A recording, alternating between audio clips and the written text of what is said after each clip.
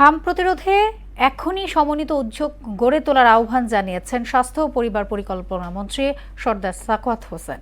সকালে ঢাকা দক্ষিণ সিটি কর্পোরেশনের নগর ভবনে আয়োজিত হাম প্রতিরোধে টিকাদান কর্মসূচির উদ্বোধনী অনুষ্ঠানে তিনি এসব কথা বলেন। আর বিএনপির স্বাস্থ্য বিষয়ক সম্পাদক ডক্টর রফিকুল ইসলাম বলেন, হামকে কেন্দ্র করে সারা দেশে এক ধরনের আতঙ্ক ছড়িয়ে পড়েছিল।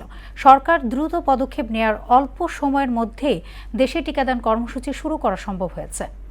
নাজমুল ইসলামের প্রতিবেদন। সারা দেশে শিশুদের হামের প্রকোপ থেকে সুরক্ষা দিতে শুরু হয়েছে টিকাদান কর্মসূচি। সকালে ঢাকা দক্ষিণ সিটি কর্পোরেশনের নগর ভবনে হাম ও রুবেলা টিকাদান কর্মসূচির উদ্বোধন করেন স্বাস্থ্য ও পরিবার পরিকল্পনা মন্ত্রী সর্দার সাখাওয়াত হোসেন। এ সময় স্বাস্থ্যমন্ত্রী বলেন, রাতের অন্ধকারে হায়নার মতো হানা দিয়েছে হাম, তবে অল্প সময়ের মধ্যে সরকারের বলিষ্ঠ পদক্ষেপের ফলে পরিস্থিতি অনেকটা নিয়ন্ত্রণে আনা সম্ভব হয়েছে।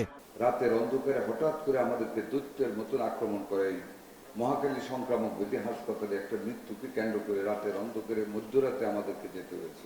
I must not say that we are 100% successful, but I must say we have been able to arrest the disease as on today.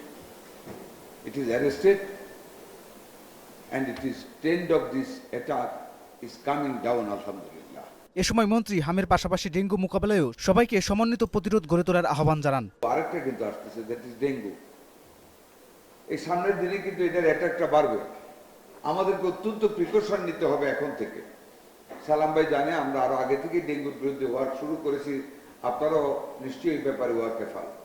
এদিকে শান্তিনগর পীর সাহেব গলির মুখে টিকাদান কর্মসূচির উদ্বোধন করেছেন বিএনপির স্বাস্থ্য বিষয়ক সম্পাদক ডাক্তার রফিকুল ইসলাম। এ সময় তিনি বলেন, হামকে কেন্দ্র করে সারা দেশে এক ধরনের আতঙ্ক ছড়িয়ে পড়েছিল। সরকার দ্রুত পদক্ষেপ নেওয়ায় অল্প সময়ের মধ্যেই দেশে টিকাদান কর্মসূচি শুরু করা সম্ভব হয়েছে। সারা বাংলাদেশে যে আতঙ্ক হয়েছে যে হাম রোগ নিয়ে, এবং সেখানে আপনারা দেখেছেন যে প্রথমেই একটি মিসকনসেপ্ট চলে গিয়েছিল যে সেখানে মানুষের হামে যে অসংখ্য মৃত্যু এরকম একটি কথা বলেছিল। পরবর্তীতে সরকার তার নিজের এবং তার যে বাংলাদেশ জাতীয়তাবাদী দলের পক্ষ থেকে সে ব্যাপারে এগিয়ে এসে। নাজমুল ইসলাম, মোহনা সংবাদ, ঢাকা।